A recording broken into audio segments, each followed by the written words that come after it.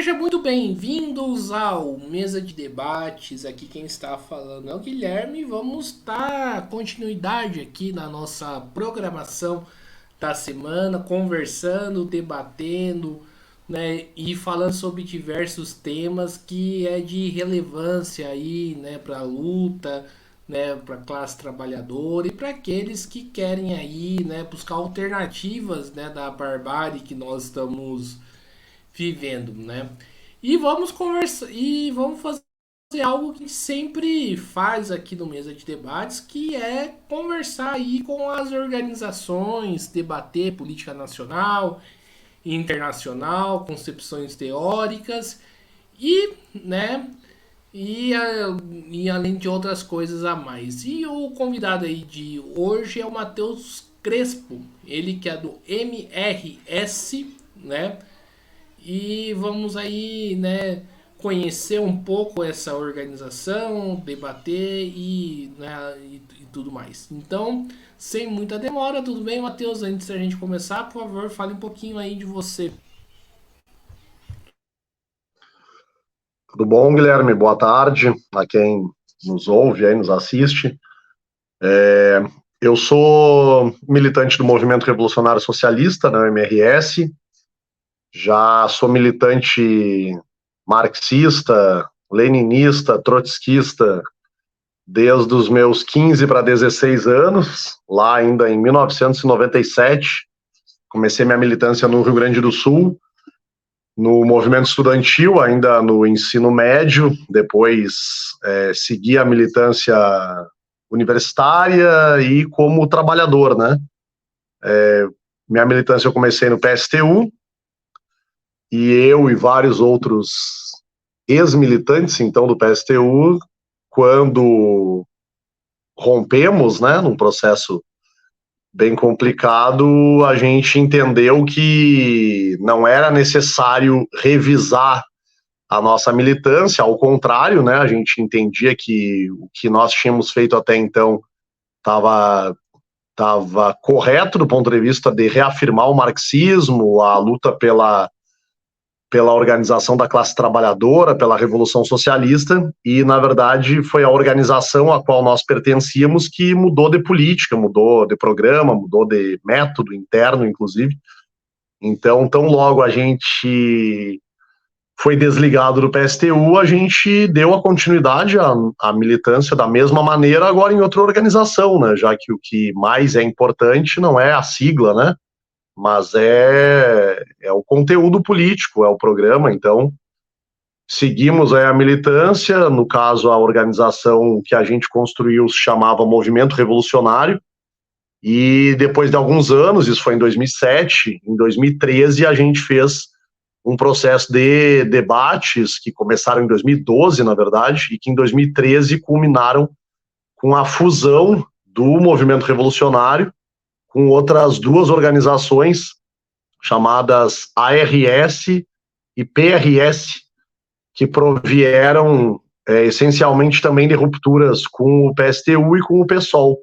E aí, desde então, essa fusão dessas organizações resultou no Movimento Revolucionário Socialista, o MRS, que existe desde junho de 2013, curiosamente, alguns dias antes da explosão do Levante Popular de 2013, né? As jornadas de 2013 começaram uma semana ou 10 dias depois do nosso congresso, assim, a gente pôde já ter uma intervenção, né, junto ao movimento de massas bem importante logo que a nossa organização foi constituída. É isso, eu sou bancário, né, trabalho na Caixa Federal, sou membro da Executiva Nacional da CSP com Lutas e diretor do meu sindicato aqui também, dos bancários do Rio Grande do Norte. Perfeito, Matheus. E vamos aí para a primeira pergunta, que agora eu fiquei curioso, né? Você falou aí de um processo de ruptura com o PSTU. Joga aí no pro canal o que rolou, né, dentro do PSTU, né, que fez com que vocês rompessem. Qual que foi o motivo concreto, né, da ruptura? Foi uma política de adaptação do PSTU, né, essencialmente. É bom relembrar o que aconteceu poucos anos antes, em 2003, que foi a subida pela primeira vez de um governo de frente popular no Brasil, né? O Lula assumiu o governo em 2003 e com a reforma da Previdência que ele fez logo no início do mandato, isso gerou uma reorganização dentro do PT, dentro da CUT, né? Muitos sindicatos rompem com a CUT, um ano depois vão formar um embrião em 2004, que depois veio a ser a Conlutas, e também a Intersindical foi fundada mais ou menos nessa época. E do ponto de vista eleitoral, a ruptura que houve dos radicais do PT, que depois veio a formar o PSOL, né?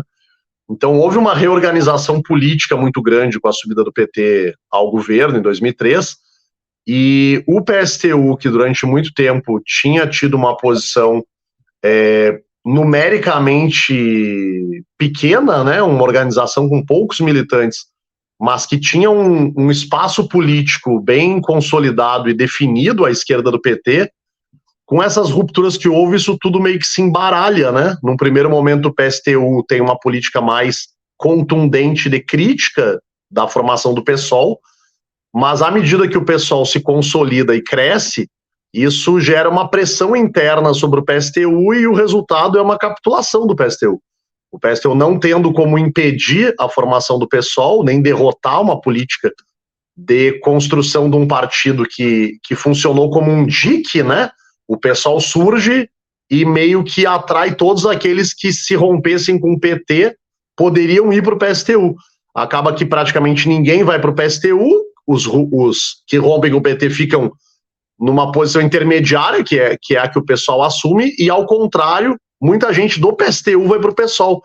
Então isso gera uma crise enorme, é como se o PSTU tivesse ficado sem um espaço próprio, né? Ali à sombra do PSOL, que por sua vez estava à sombra do PT, e o resultado é que o PSTU dá uma guinada política muito grande de aproximação ao PSOL, de capitulação para o PSOL. O elemento mais categórico disso é a política eleitoral, que é feita em 2006, que o PSTU faz uma conferência eleitoral que votou por uma tática de coligação com o PSOL condicionada a uma série de questões, condicionada a ter o vice-presidente da Luiz Helena, condicionada a ter um programa de ruptura com o pagamento da dívida pública, condicionada à defesa do aborto, uma série de questões.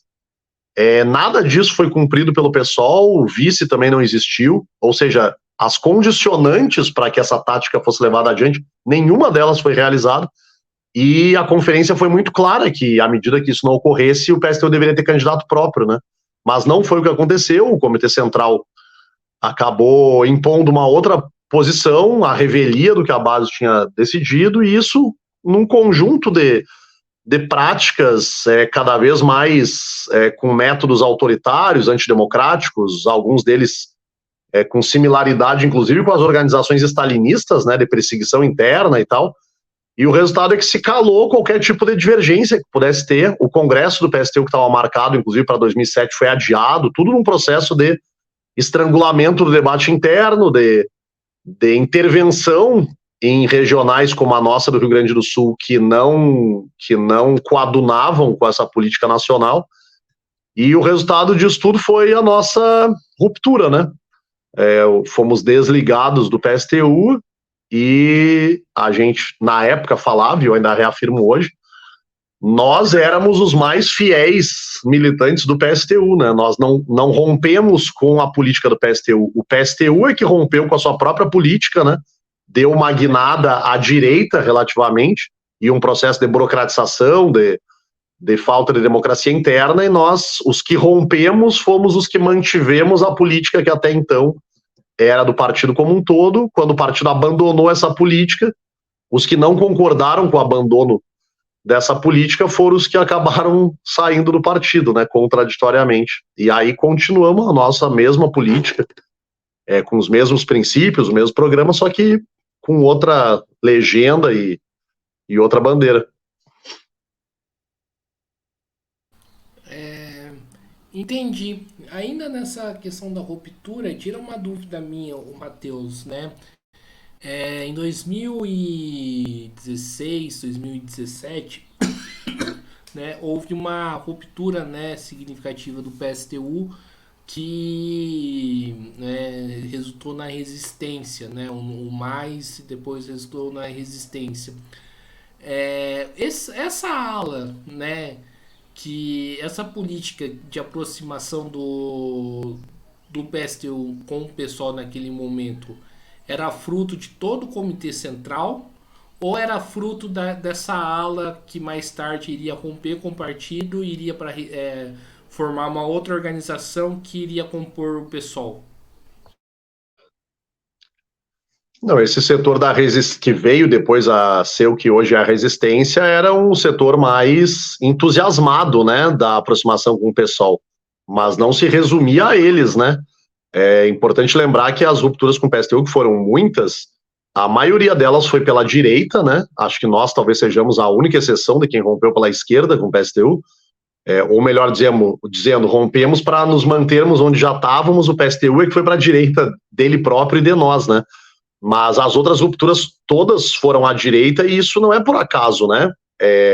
Não se explica um conjunto de rupturas que foram no caminho eleitoreiro, que foram no caminho do reformismo, se não pela própria política oficial do PSTU, que flertou com esse oportunismo, com esse reformismo durante muito tempo, né? Então, digamos assim, é como se a ruptura que houve do mais, que virou resistência depois, ela repetisse muito do que antes tinha ocorrido com a ruptura de uma corrente chamada CESOL, que também existiu antes e que internamente no PSTU sempre foram, digamos, os elementos e a ala do partido mais adaptado, mais reformista, mais próximo depois do que foi o PSOL, né? Então, a tua pergunta, ela tem uma resposta sim para as duas possibilidades. Ela essa aproximação do pessoal lá de 2006, que foi a que nos atingiu, né? Que a gente resistiu contra ela. Ela foi impulsionada pelos setores que mais tarde, 10 anos depois, saíram e hoje estão no PSOL, né? Então, sim, mas não se resumiu a eles, né? O PSTU como um todo teve uma posição de capitulação. O PSTU sempre teve, assim, sempre foi muito suscetível a essa pressão de elementos da vanguarda, de fazer política para a vanguarda, de fazer política para a superestrutura, para outras correntes, né? Que vai na contramão do que é o marxismo, na contramão do que é o trotskismo, que deveria ser fazer política para a massa, né?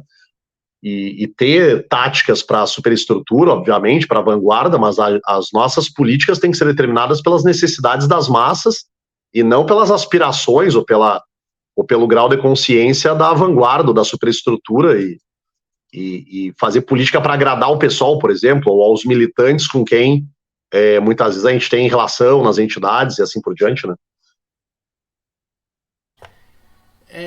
Matheus, eu queria tratar de uma questão polêmica aí com você, já que estamos falando aí fazer política para vanguarda, fazer política para as massas, né?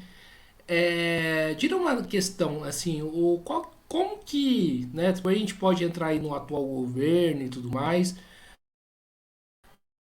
Como ele posicionou em relação à questão do impeachment, para que muitos, inclusive eu, né, considerou como um golpe, né? Como que a organização se posicionou em relação a esse tema?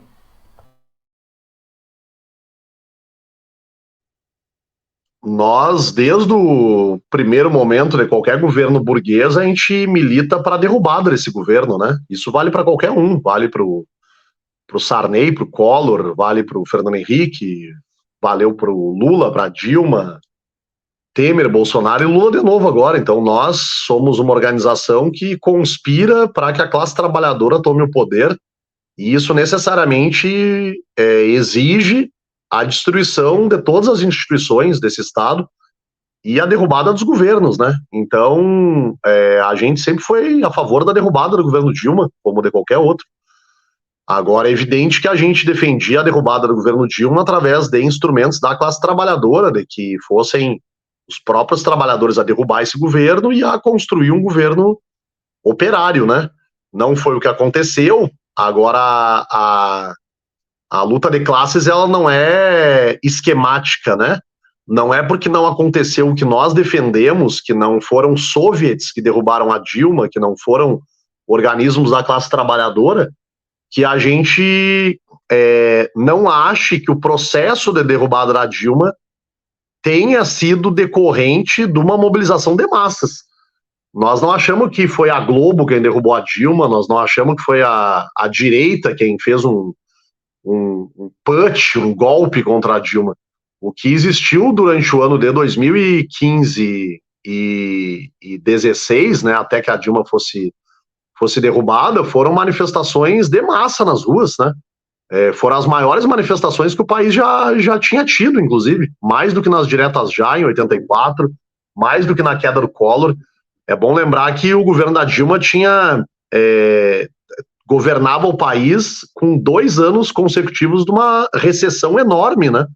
O Brasil teve queda do PIB, tanto em 2014 quanto em 2015, o desemprego estava crescente, ou seja, tinha uma impopularidade enorme do governo, e a verdade é que as pessoas queriam a derrubada do governo. A Dilma não era apoiada por mais do que 10 ou 15% da população. Então, esses são os elementos que explicam a queda da Dilma. Um governo que tivesse popularidade ou tivesse um mínimo de respaldo popular não teria sido derrubado. Não foi o Congresso que resolveu derrubar a Dilma. O Congresso estava lá o tempo inteiro e soube lidar com o governo da Dilma. O toma lá da cá existia da mesma maneira. O Eduardo Cunha já tinha ganho muita coisa do governo e já tinha dado muita coisa para o governo, muitas votações que tinham feito juntos. Então não se explica essa tese de que houve um golpe porque o Eduardo Cunha conspirou contra. Conspirou por quê? Não estava até então apoiando o governo do PT? Sempre apoiou. O Centrão, né, com outros nomes, mas os mesmos partidos tinham composto o governo da Dilma, né? O PL do Valdemar Costa Neto tinha tido ministério, o Crivella, né, o bispo Crivella tinha tido ministério do governo Dilma, então estava todo mundo contente. Quem não estava contente era a população, os partidos de direita, os militares, estava todo mundo satisfeito com o governo do PT. Quando que isso começa a virar?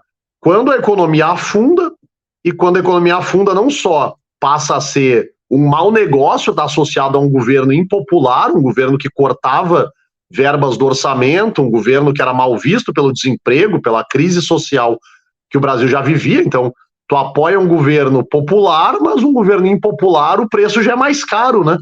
E esse preço mais caro começou a ser cobrado do PT, e o PT não teve como atender a essas chantagens todas do Congresso.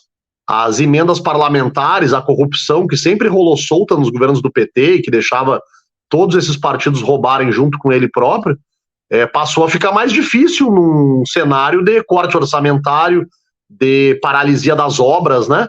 Então o que aconteceu foi isso, um governo em crise que viu desmoronar o apoio popular e logo na sequência viu desmoronar o apoio parlamentar também. A imprensa também passou a fazer campanha contra o governo.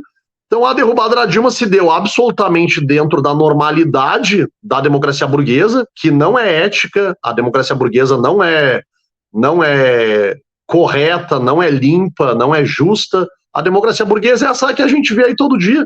É a democracia para os ricos, que joga a polícia contra a pobre, a justiça que não funciona, e isso é a democracia burguesa.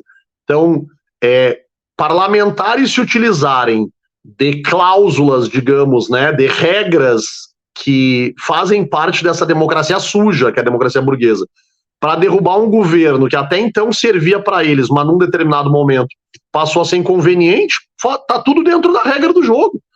Nós não vemos que tenha havido golpe nenhum, é o que acontece regularmente, é previsto pela burguesia que ela possa retirar alguém dela própria, como era a Dilma, né, como todos eles são governos burgueses, é previsto que a burguesia possa retirar algum dos seus quando a situação complica, como fizeram com o Collor. O Collor também não foram, ainda que as manifestações populares tenham sido a causa primeira, né, da derrubada do Collor, mas quem apertou o gatilho, quem de fato fez com que o Collor fosse destituído, não foi uma ocupação do Palácio que tirou o Collor arrastado lá de dentro.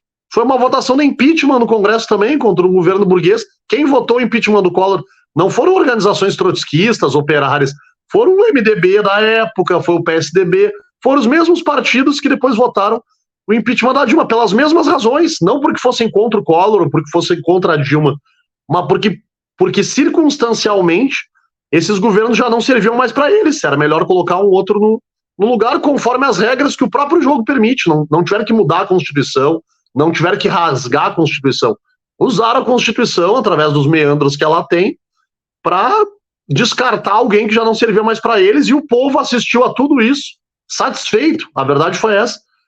O povo, na sua grande maioria, festejou e se sentiu aliviado quando a Dilma caiu. E nós não estamos dizendo que isso é correto, nós estamos constatando. O povo não mexeu uma palha, não mexeu um músculo para defender o governo da Dilma, porque era um governo odiado pela população. E ela só pôde ser derrubada por causa disso. Porque antes de qualquer outra coisa, quem abandonou a Dilma foi o povo.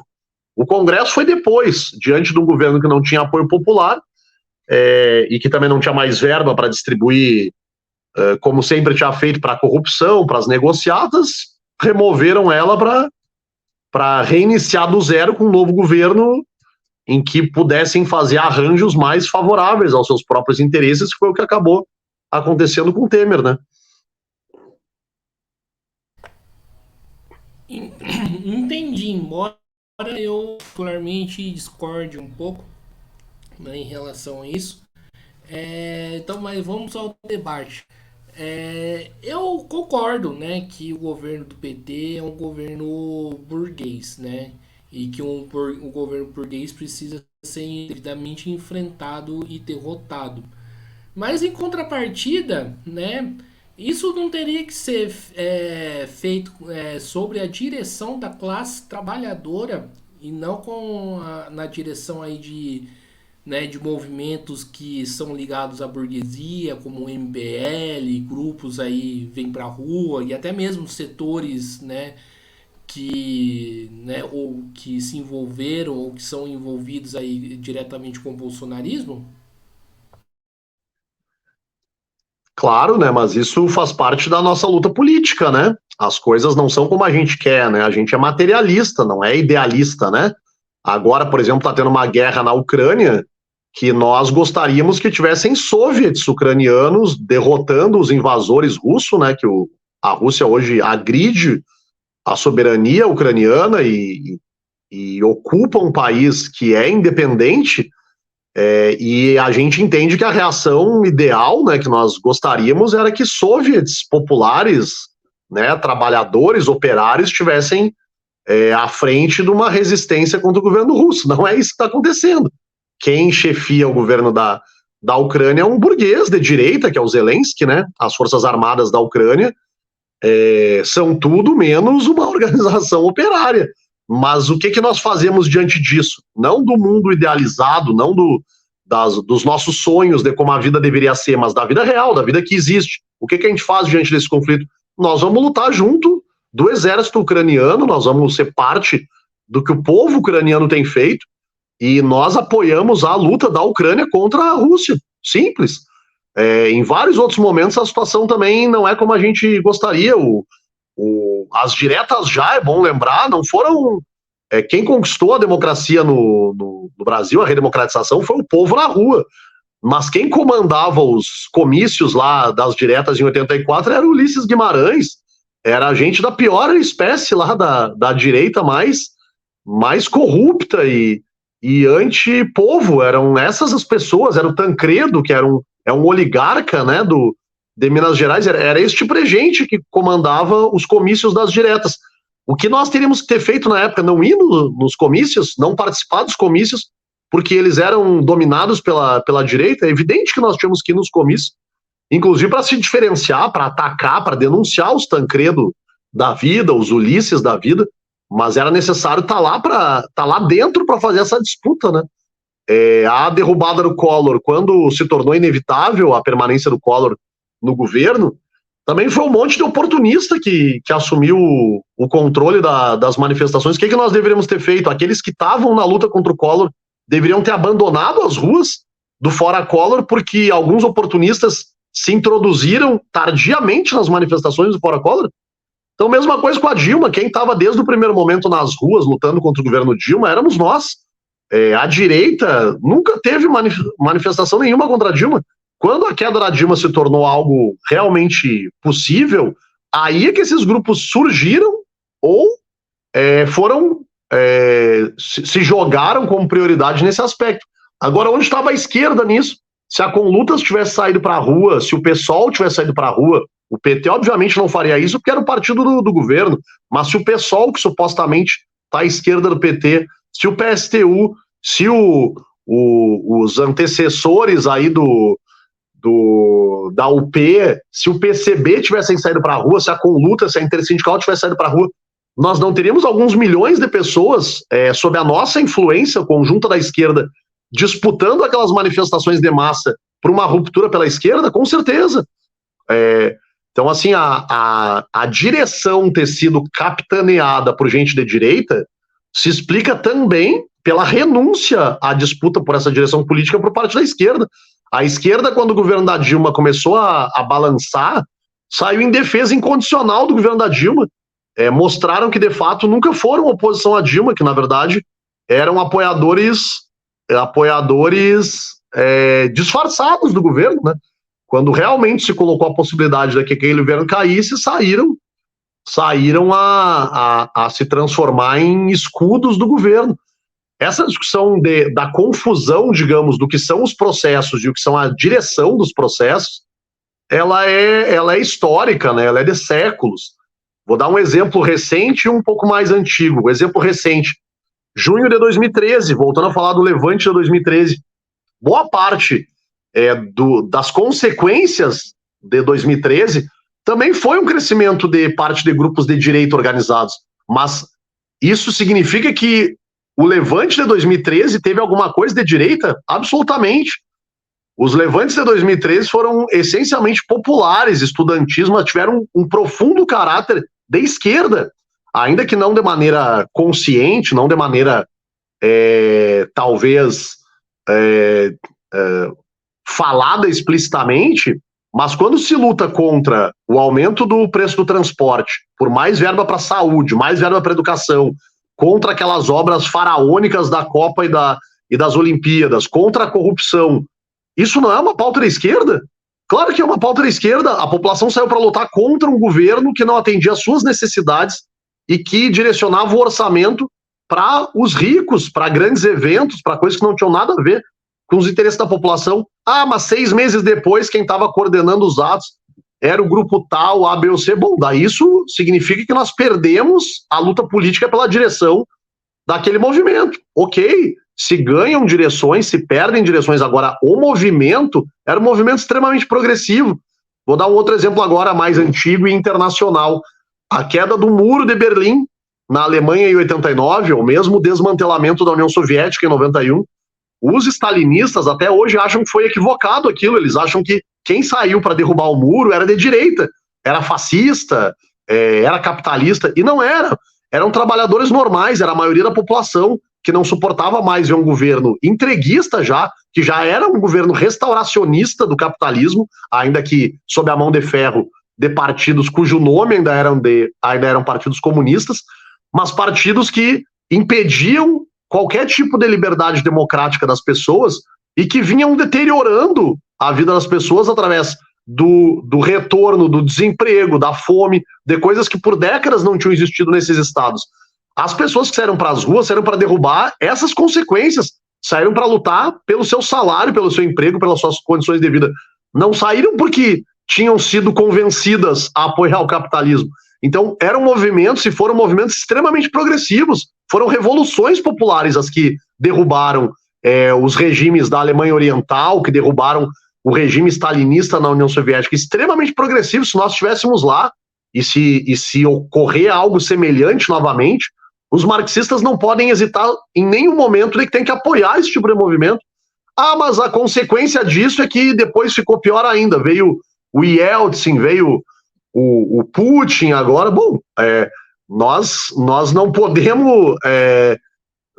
podemos condicionar nossa luta a uma adivinhação de como vai ser o futuro, né? De quais são as consequências do que vai acontecer. Senão a gente não luta nunca, né? Senão, ao invés de revolucionários, nós vamos ser conservadores. A gente vai lutar para manter tudo do jeito que está, porque se mexer no que existe, pode ser que o resultado seja vir alguém ainda pior. Bom, então não mexe em nada. Então conserva o que está.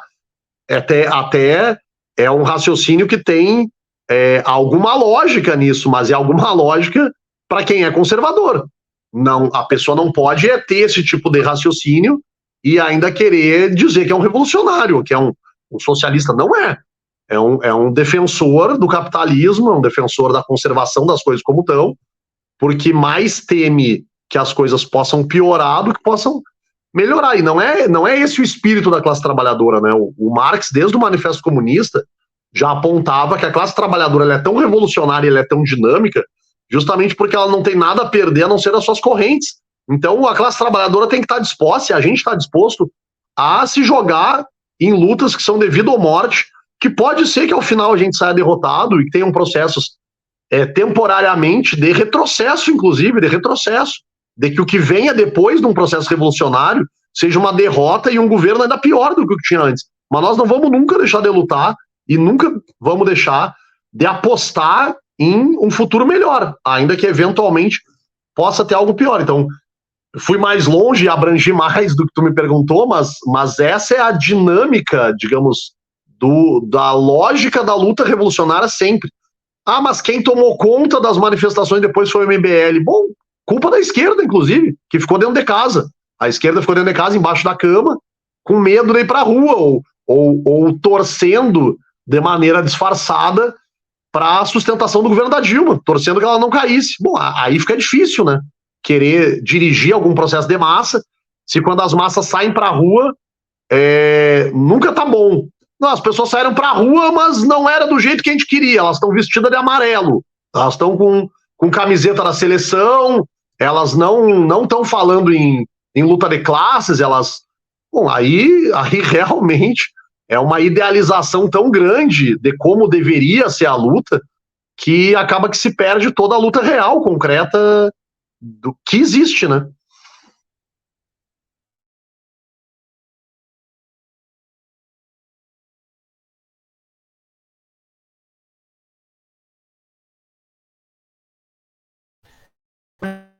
Eu lembrei de um trecho, né, de uma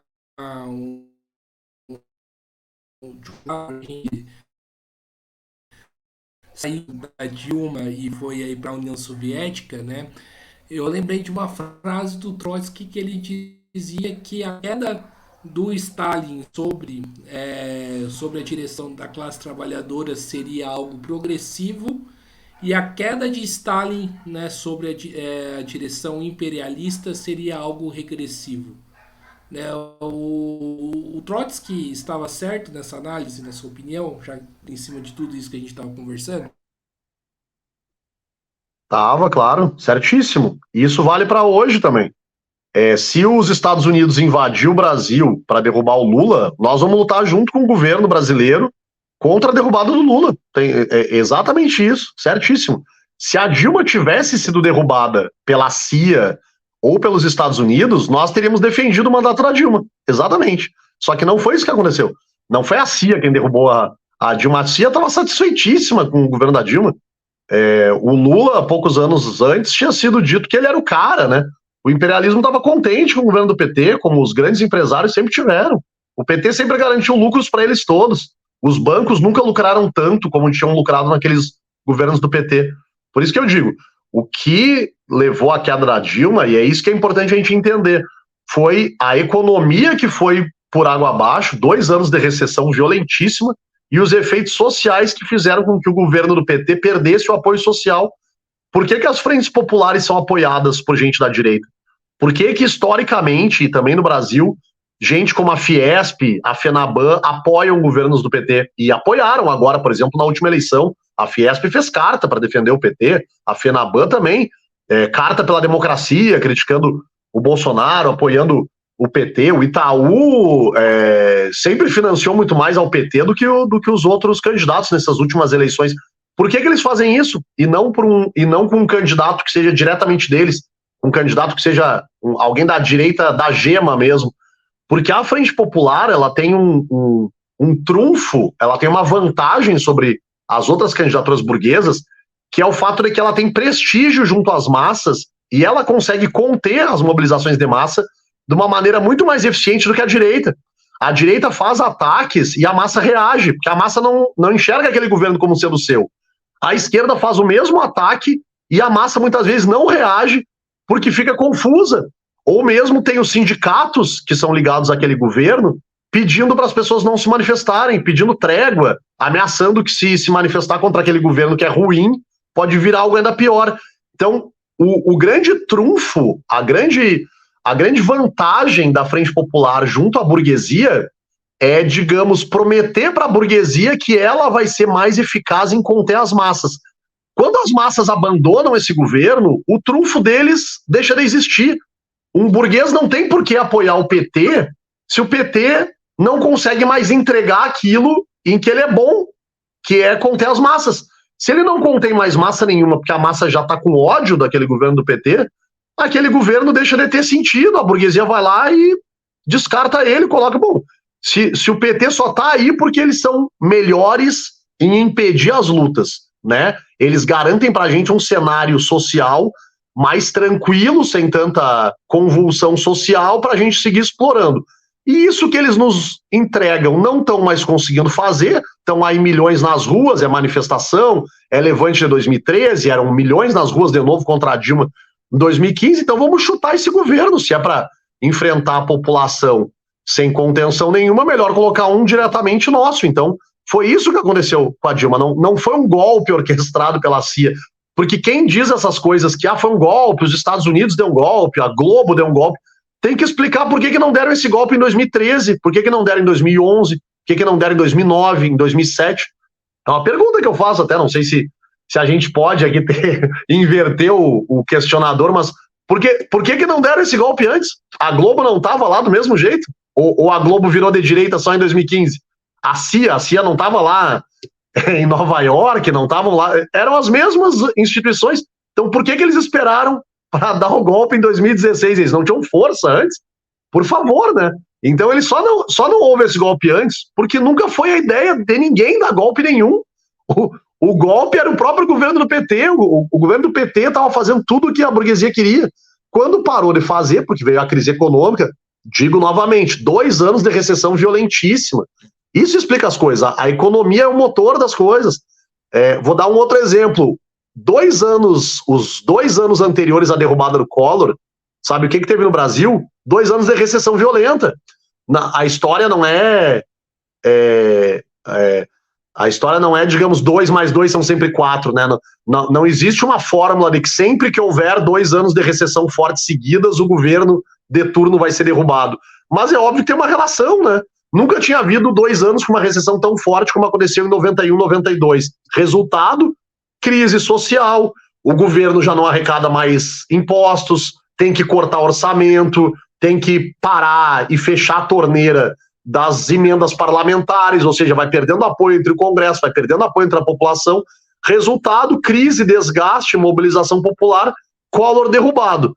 2015 e 2016, recessão, 2014 e 2015, melhor dizendo, recessão violentíssima, o governo não faz mais obra, o governo não consegue mais fazer política social, o governo corta a verba da universidade, o governo congela salário de servidor, o governo privatiza, o governo faz reforma para retirar direitos. Qual é o resultado? É crise social, derrubada do governo. Então, não foi uma conspiração, algo externo, não foi nada disso. Se tivesse sido, a frase do Trotsky se aplicaria como uma luva. Tivesse vindo tropas dos Estados Unidos derrubar a Dilma, ou tivesse efetivamente sido um golpe, né? Se o Kerensky fosse derrubado pelo Kornilov, pelo Deniquinho e o Denit, nós lutaríamos contra os que tentassem dar golpe no Kerensky. Foi o que os bolcheviques fizeram. Mas, ao mesmo tempo, eles próprios estavam tentando derrubar o Kerensky. E é isso que um pouco a esquerda no Brasil perdeu. a esquerda fica reclamando de pseudos golpes que a direita estaria sempre orquestrando contra os governos do PT, né, para a gente dar o nome aos bois, só que ela própria nunca está conspirando para derrubar o governo do PT. Não, ela não dá uma alternativa, ela não se coloca como alternativa pela esquerda para ser uma opção em caso de derrubada desse governo.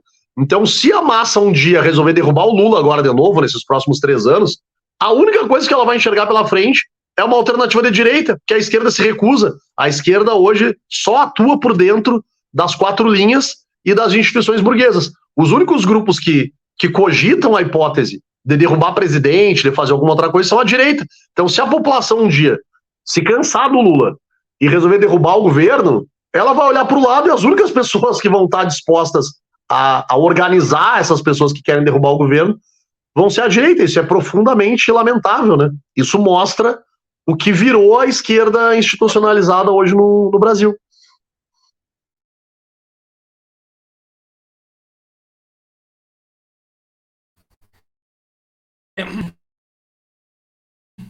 Não, né?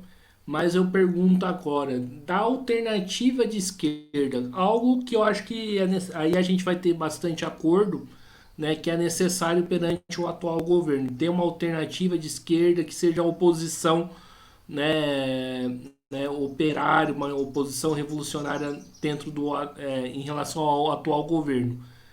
Mas só que, por exemplo, vamos fazer perguntas, né, que tem e tudo mais, foi realmente problemático, por exemplo, um congresso ter saído com 5 chapas, né, diferentes aí para disputar a direção, né? Por que não existe uma alternativa, por exemplo, desses grupos, por exemplo, tá com lutas, de ter uma frente em comum?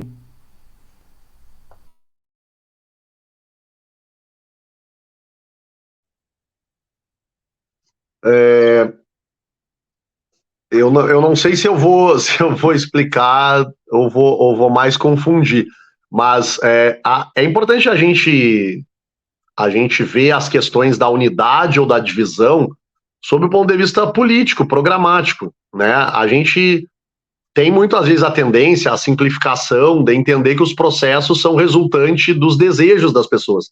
Então, se houve uma ruptura, é porque tinha um grupo que não ia com a cara do outro, ou um grupo quis tomar o poder por tomar o poder. Então, as pessoas tendem a dar explicações subjetivas, né? É o temperamento do fulano, e raramente isso é o predominante.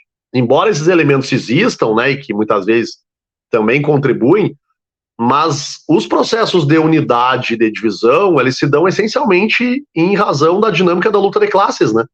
Então, por exemplo, eu vou citar a Quarta Internacional, que é uma coisa bem maior do que a Conlutas, né? Praticamente todas as rupturas que houve na Quarta Internacional foram subsequentes a processos de crise política.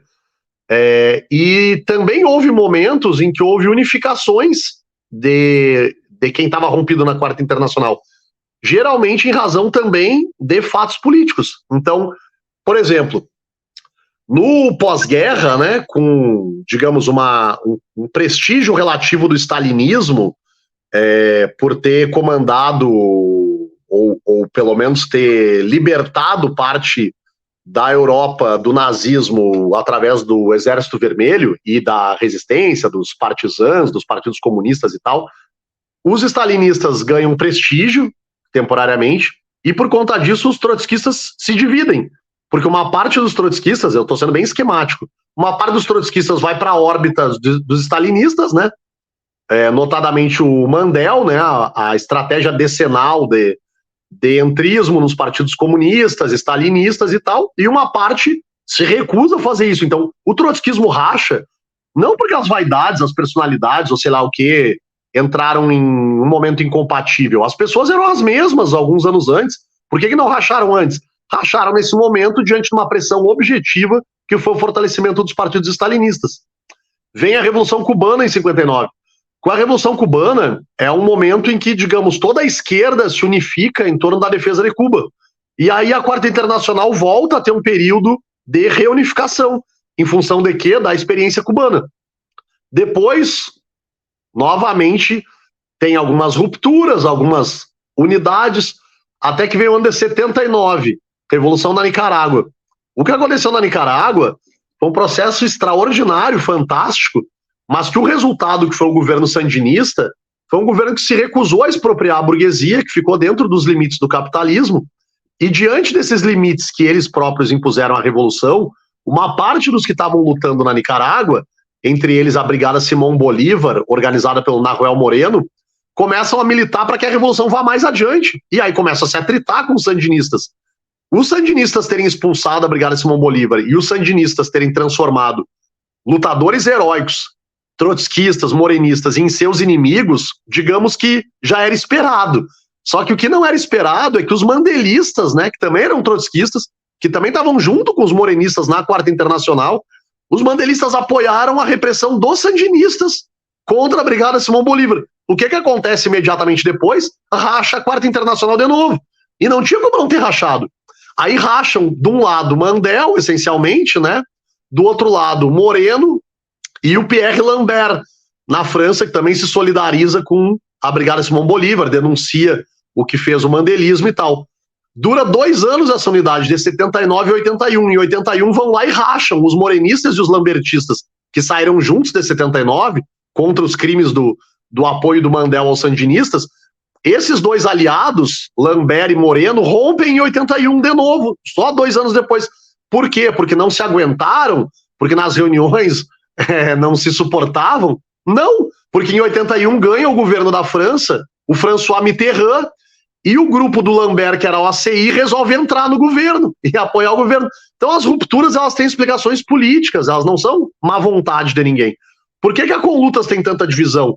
Porque existem, concretamente, posições políticas, não só diferentes, como muitas vezes opostas dentro da Conlutas.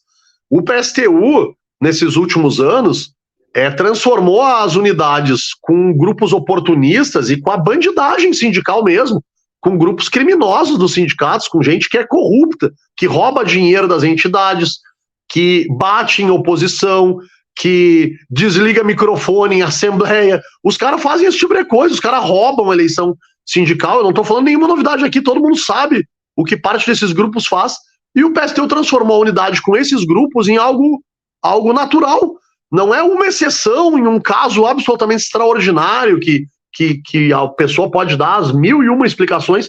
Não, virou uma enxurrada. O PSTU, o que mais faz hoje em dia é coligação com a articulação sindical do PT, com o PCdoB, com todo tipo de corrente governista, burocrática, inimiga dos trabalhadores, fura a greve. Então, as chapas da Conlutas, a grosso modo, elas expressam o que é a vida dentro da Conlutas, que são setores que têm muito em comum, e a gente é orgulhoso de compor a Conlutas.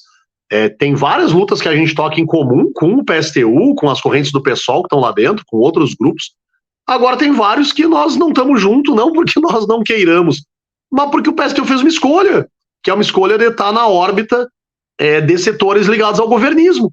Então, é por isso que, assim, é lamentável ter tanta divisão, claro que é, mas se a gente reagir de maneira emocional à divisão, né?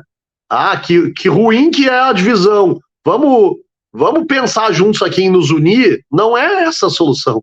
A solução vai se dar com elementos da luta de classe. Se vier um novo levante de 2013, por exemplo, se a classe trabalhadora tiver num cenário diferente, pode ser que isso unifique a esquerda. Agora é isso que a gente tem que apostar, em mobilizar as massas, em ir para a rua, em fazer ação direta, e esperar que essas correntes não estejam burocratizadas a ponto de não reverterem esses seus processos políticos de capitulação, por exemplo, nem diante da massa na rua. Nós acreditamos que é possível que haja uma esquerdização, que haja um giro político de parte dessas correntes que hoje tem uma linha um pouco mais adaptada à institucionalidade. Pode ser que haja uma inflexão e uma radicalização dessas correntes e uma aproximação, portanto, conosco, né, e uma unidade maior, se a própria massa também estiver radicalizada. Então, a gente acredita na unidade, a gente defende a unidade, mas a gente não é ingênuo, né, o idealista de achar que a unidade vai se dar por vontade dos grupos ou das pessoas, ela vai se dar essencialmente pela dinâmica da própria luta, né? Né? Eu vou você ter falado isso, que eu vou esperar que eu vou estender a entrevista com mais uma pergunta. Eu ia fechar a entrevista com uma pergunta. Agora eu vou estender com mais uma. No Congresso da Conlutas, né, o MRS, né, montou chapa, né, com a Revolução Socialista, né, que é composta aí pelos companheiros da Unidos para Lutar, né? Não é uma contradição em cima, né, dessa questão sindical que você colocou, né, do PSTU, porque a Unidos tem, né, cometeu o mesmo equívoco, na qual eu concordo com você que o PSTU comete, em relação, né, a fazer chapas, né, com a chamada burocracia sindical. Vide, né, o que aconteceu, né, com a POSP. Não é uma contradição na sua avaliação essa unidade? A gente entende que não, por duas razões. A primeira é que essa chapa ela só pode ser entendida num contexto de manobras burocráticas que o PSTU vem fazendo para compor a direção da Conlutas.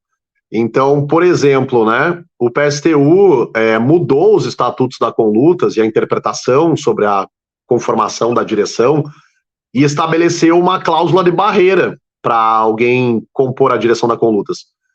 Se um grupo hoje, com chapa própria, fizer 0,99 membro da executiva, supondo que fossem duas chapas, o MRS de um lado e todos os outros do outro lado, 27 membros na executiva, que eu acho que são, 25, acho que são.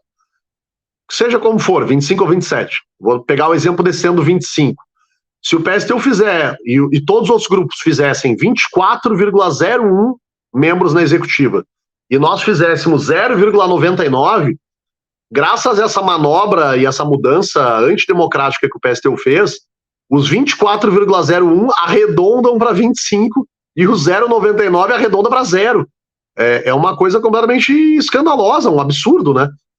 Só começa a existir proporcionalidade para a composição da direção da Conlutas depois que a pessoa adquire o primeiro membro inteiro. Então, 1,9 arredonda para 2, 2,9 arredonda para 3, mas 0,9 não arredonda para 1, arredonda para 0.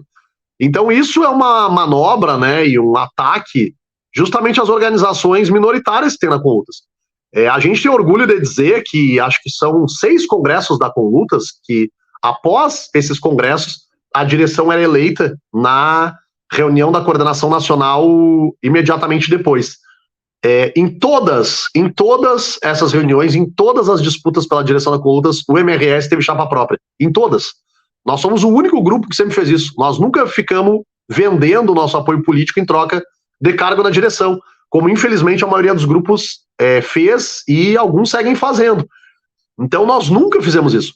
E de 6 eleições, se eu não me engano, a gente ainda conseguiu eleger gente para a direção da Conlutas em 3 ou 4 desses mandatos, e acho que foram 2 os que a gente não obteve o número necessário. Então, mais uma vez, nós teríamos provavelmente tido chapa própria, e isso talvez levasse a uma 6ª chapa. Se a gente está achando ruim ter 5, podia ser que fossem 6, que fossem 7. Isso não necessariamente divide a central, né? Tu pode ter mais chapas e sair de lá todo mundo unido, com dias de luta, com campanhas políticas, e isso é o que vai unir a central. É a gente fazer uma grande campanha pela redução da jornada de trabalho, por exemplo, pelo não pagamento da dívida pública, né? Por derrotar o governo Lula e os seus ataques contra os trabalhadores. Isso é que tem que unificar a central. Ter tido 4 ou 5 ou 7 ou 10 chapas, para nós não necessariamente reflete divisão, assim como podia ser que se fizesse um amálgama com um chapão de todo mundo, mas que fosse algo artificial e que na semana seguinte tivesse todo mundo jogando pedra uns nos outros. Então, nós não achamos que necessariamente, né, isso reflita a divisão, e muito provavelmente, porque foi o que sempre aconteceu, nós poderíamos ter tido chapa própria. Nós não podemos, na prática, se tornou inviável ter uma chapa própria, Primeiro, por esse primeiro golpe que o PSTU fez, de acabar com a proporcionalidade até que se obtenha um inteiro dos membros da executiva.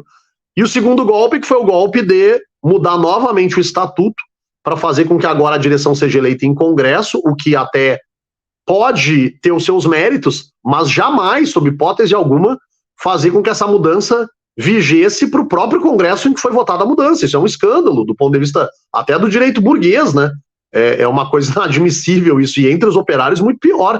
Então o PSTU mudou as regras do jogo durante o jogo, e aí estabeleceu uma eleição para a diretoria da Executiva Nacional no meio de um congresso em que nós e vários outros grupos não tínhamos nem condições e nem discutido como formar a disputa da direção. Então, o que aconteceu foi uma unidade circunstancial, política, assim, com companheiros que a gente tem muito respeito, que são os companheiros da Unidos para Lutar, que sim, tem uma série de equívocos e capitulações políticas, nós não temos problema nenhum de dizer isso, nós não temos acordo com inúmeras políticas dos companheiros da Unidos para Lutar, mas que circunstancialmente dentro do Congresso tiveram desde o primeiro dia uma batalha conjunta conosco, e isso refletiu na chapa, por democracia no Congresso, por garantir que não precisasse ter 10% nos grupos e que pudesse ser um percentual menor de votos das propostas minoritárias serem levadas para a plenária, que se aumentassem o tempo dos debates nos grupos de trabalho, que praticamente não existiu discussão com a base durante o Congresso, os companheiros da Unidos para Lutar tiveram juntos do MRS em todas essas batalhas. Tiveram na batalha contra a mudança do Estatuto para viger no próprio Congresso. Então nós tivemos acordos políticos com os companheiros durante o Congresso, tivemos acordos democráticos do início ao fim com os companheiros, e independente de equívocos que tenham sido feitos ou que venham a ser novamente feitos pelos companheiros, e que nós vamos denunciar cada um deles, a chapa expressou essa unidade daqueles que entendiam e entendem que é preciso uma direção mais democrática, mais combativa para conlutas.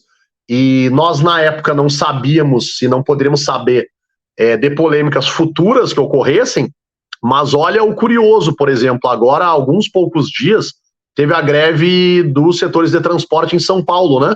A greve do metrô, substancialmente. E a greve do metrô, depois de um dia de paralisação, teve a votação numa assembleia para saber a continuidade ou não dessa luta. Nós não temos militantes no metrô de São Paulo, mas temos contatos, a gente também intervém sobre São Paulo, e obviamente nós estávamos defendendo que a greve continuasse, né? Quem defendeu a continuidade da greve, justamente é Unidos para Lutar. Quem não defendeu a continuidade da greve, todos os outros, praticamente, com o PSTU e a direção da Conlutas à frente. Então, acho que não é por acaso, acho que os companheiros têm tido muito mais acertos do que erros, e nós temos muitos acordos com eles. As diferenças que nós temos não se diminuíram em nada, permanecem, e a gente faz questão de denunciar elas, né, em todas as oportunidades. Não foi uma aliança programática, nós não temos nenhum bloco na Conlutas com Unidos para Lutar, por exemplo. Acabou a eleição, são companheiros que a gente respeita, com quem a gente tenta garantir algumas iniciativas em comum, mas eles no lado deles, nós no nosso. Não existe um bloco da Conlutas formado por eles e por nós, por exemplo,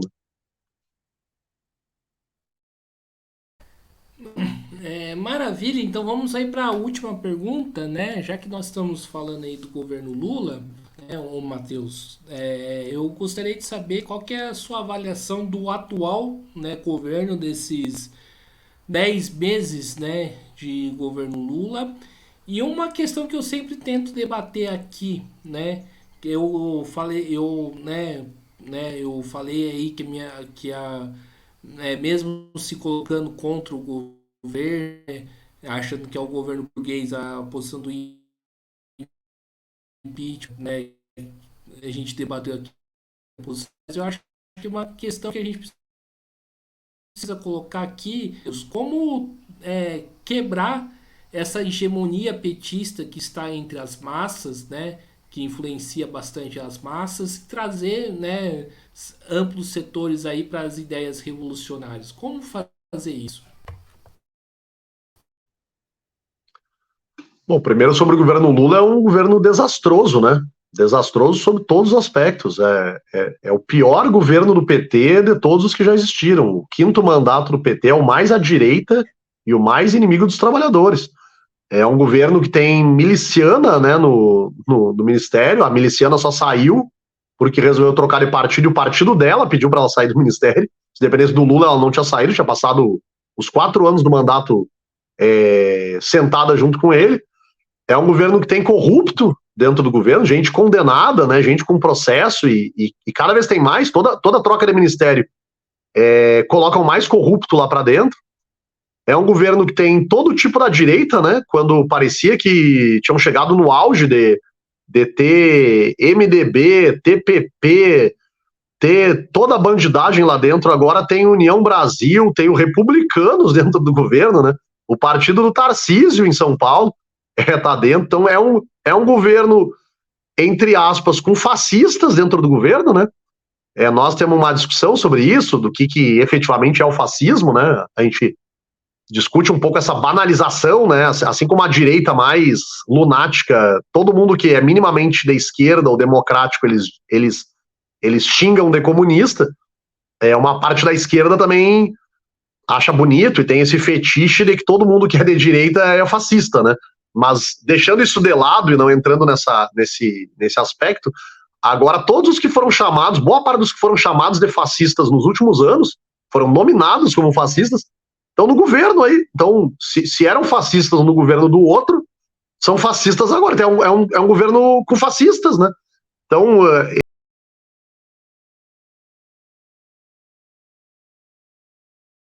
eu acho que deu uma caída aqui, né?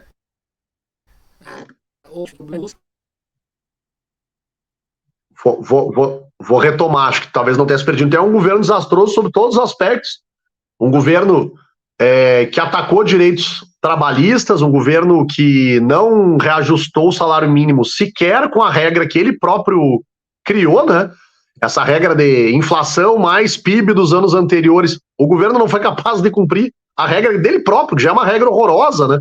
Porque reajusta o salário mínimo a conta-gotas. Então essa regra não foi cumprida para esse ano. Tem um governo que segue liberando agrotóxico para destruir o meio ambiente. É um governo que segue querendo destruir o meio ambiente, que planejou extrair petróleo da foz do Amazonas. É um governo que já fala em fazer uma reforma administrativa, em fazer uma nova reforma da Previdência. Todas notícias absolutamente contra os trabalhadores, né? Então esse governo não tem nenhuma medida concreta que beneficie os trabalhadores. Nós não falamos só em reduzir a jornada de trabalho sem reduzir os salários, mas reverter as medidas do Bolsonaro. Qual foi a reversão de uma medida que o Bolsonaro tenha feito que esse governo fez? Não fez nada. Então é um governo inimigo absoluto dos trabalhadores, que merece o mais profundo ódio de classe, né? E que a gente tem que derrubar o quanto antes, né? A nossa obsessão é derrubar esse governo, e derrubar através de organizações dos trabalhadores, obviamente, construir nos bairros, nas fábricas, nas escolas, nas universidades, a resistência a esse governo, a auto-organização do povo trabalhador para derrubar esse governo e toda a burguesia que sustenta ele, que é essencialmente a mesma natureza que foram todos os governos de todos os últimos anos no Brasil. E qual foi a segunda parte da tua pergunta mesmo?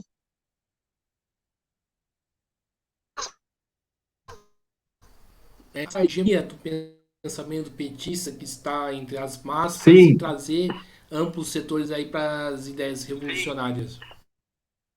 Sim. Então, a gente vai disputar as massas, se a gente tiver coragem de ir até as massas, fazer política para as massas, tratar dos problemas mais sentidos para a massa e falar abertamente que a solução desses problemas passa pela mudança do sistema como um todo, né? A esquerda tem muito medo em falar em revolução, tem muito medo em falar em tomar o poder, e a direita fala com a maior naturalidade, né? A gente viu agora aí a direita falando em derrubar governo, em acabar com o sistema, conseguiu um monte de gente apoiando eles, e não necessariamente fascistas, gente frustrada, gente que não suporta mais viver como vive, né? As condições que o Lenin colocava para uma situação revolucionária, né? Os de cima já não podem e os de baixo já não querem, né? Os de cima já não podem, já não se aguentam mais no poder sem uma profunda instabilidade, e os de baixo já não querem, já não suportam, já não aguentam mais a situação que eles vivem. E muita gente já não suporta mais é falsa a polarização que diz que ou as pessoas são do PT ou são do Bolsonaro. Já faz algumas eleições que o não voto tem ganho boa parte das eleições municipais, eleições estaduais, em que o número de pessoas que não votou em ninguém foi maior do que os que votaram no candidato ganhador. Mesmo nas eleições presidenciais, com toda a polarização dos bolsonaristas sendo antipetistas, dos petistas sendo anti-bolsonaristas, ainda assim 1/3 das pessoas se recusou a fazer parte disso e não votou em ninguém. Então tem milhões de pessoas descontentes e que nem todas são base social do PT. Entre os que apoiam o Bolsonaro, tem muita gente de direita convicta, mas tem muito trabalhador frustrado com o que foram os anos do PT, que não concorda com a direita, que não é a favor de matar comunista, que não não acha que mulher que mulher merece ganhar menos salário que homem, que não é ideologicamente ganha para a direita, mas que se transformaram em base eleitoral, não política, base eleitoral do bolsonarismo, por causa da frustração do PT. Se a gente fizer um discurso coerente, que parta das necessidades da população, do salário, do emprego, dos direitos trabalhistas, do transporte, do acesso à saúde, e conseguir fazer isso desde a base, não só nós temos 1/3, né, são 40 milhões de pessoas que já têm a predisposição, digamos assim, de rejeitar o bolsonarismo e rejeitar o petismo, que podem nos ouvir, como boa parte da base do PT, que não é fanática do PT, que está apoiando o PT simplesmente porque de maneira legítima não aceita um governo como o do Bolsonaro, e também tem gente entre as hostes eleitorais, não políticas, do bolsonarismo, que também são formados por trabalhadores que poderiam ser ganhos para um outro projeto político. Agora, esse projeto político precisa, primeiro, estar na base, né? Tem muita organização da esquerda que a vida deles é ganhar liberação sindical, né? O liberado sindical que usa o mandato para conversar com outros liberados sindicais e ficar fazendo disputa na superestrutura. Então, a última coisa que boa parte dessa militância que a gente tem hoje, inclusive nos nossos círculos, a última coisa que boa parte dessa militância faz é ir para a base, é ir para a rua, realmente, para ação direta. Então, a primeira coisa é isso, é ir para ação direta e para a rua. A segunda, tem uma política clara, e essa política clara precisa necessariamente se opor ao PT. Nós não vamos construir uma alternativa ao PT se nós formos vistos como satélites do PT, como gente que está na órbita do PT, que até critica o PT de vez em quando, mas que diante do conflito do PT contra outro partido de direita, corre desesperadamente para abraçar o PT. Não, nós não vamos apoiar o PT contra o bolsonarismo, nem vamos apoiar o bolsonarismo contra o PT. Nós identificamos que são ambas alternativas burguesas.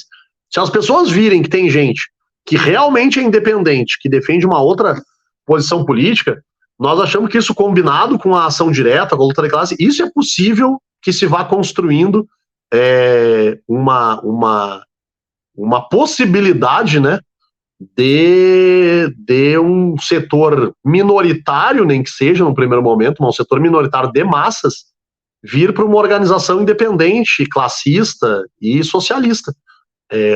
As massas são empurradas para isso, por mais que a imprensa queira convencer as pessoas a serem adeptos da burguesia, neoliberais, por mais que os próprios partidos de esquerda façam um discurso cada vez mais à direita, a vida das pessoas empurra elas para a esquerda, a vida das pessoas empurra elas a queimar pneu, a trancar a rua, a protestar, a se indignar com as coisas, porque a tendência do capitalismo é da pauperização cada vez maior de setores mais amplos da população, né, da retirada de direitos. Então é com essas pessoas quem tem que dialogar e com elas quem tem que se preocupar, com os que cada vez têm menos e que não são burros, não são pessoas para quem o socialismo é inalcançável, inatingível. A esquerda às vezes tem essa mania pedante de achar que o povo não pode ouvir o que a gente defende porque não estão preparados, né?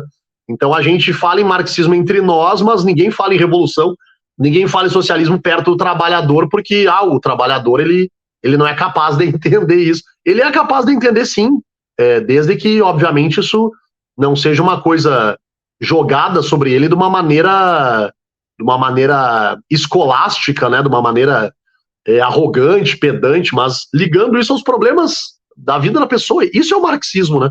O marxismo é essencialmente isso, é pegar as contradições do capitalismo, os efeitos terríveis que o capitalismo provoca na vida das pessoas e demonstrar que só tem uma solução possível para aquilo, que é acabar com esse sistema, que é construir outro sistema, que é um sistema feito pelos próprios trabalhadores, feito pela maioria. Qual é a pessoa que não é capaz de entender isso? E qual é a pessoa que, em tese, não concorda com isso? Né?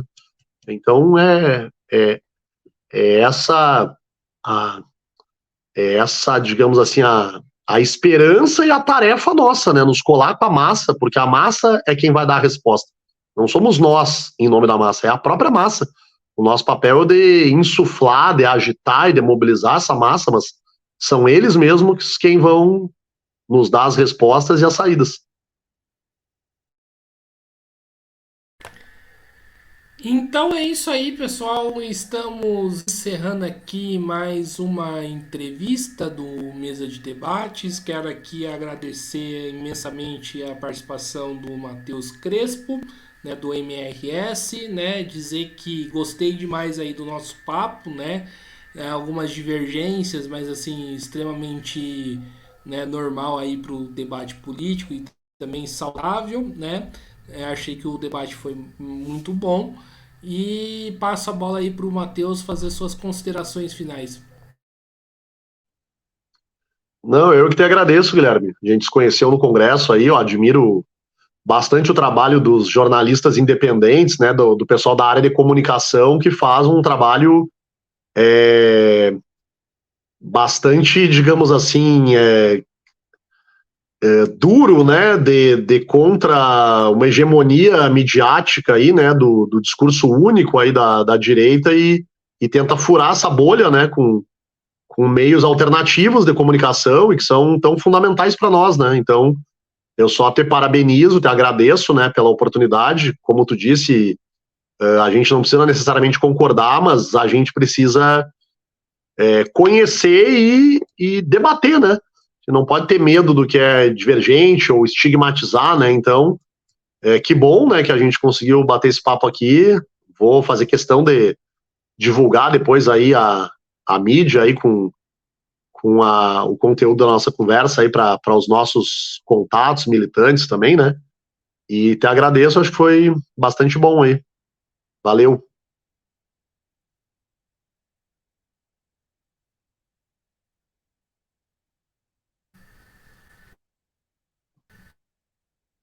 Então é isso aí, aqui mais uma entrevista. Não se esqueça aí de se inscrever no canal podcast Mesa de Debates de Tudo Um Pouco. Acompanhe o nosso trabalho. Se inscreva no canal, né? Curta, compartilhe, comente este e outros vídeos, né, que nós produzimos. Também segue a gente nas redes sociais, Facebook, TikTok e Instagram. E além disso, quem puder, contribua aqui com o nosso Pix 385 007 028 00 CPF. Nós somos uma mídia independente, não recebemos dinheiro nem do governo e também nem do capital privado. Então, para a gente fazer o nosso trabalho, né, nós estamos aqui numa campanha para poder aumentar o nosso alcance, né, chegar no número maior de pessoas. Então, a gente precisa aí, né, de um suporte financeiro. Então, quem puder contribuir, qualquer quantia, seja muito bem-vindo. Nós agradecemos. E também temos o nosso Padrim, www.padrim.com.br/podcast Mesa de Debates, que é outra forma, né, também de financiamento. Então é isso aí, pessoal. A programação de hoje se encerra. Muito obrigado aí a todos. Um forte abraço e fui!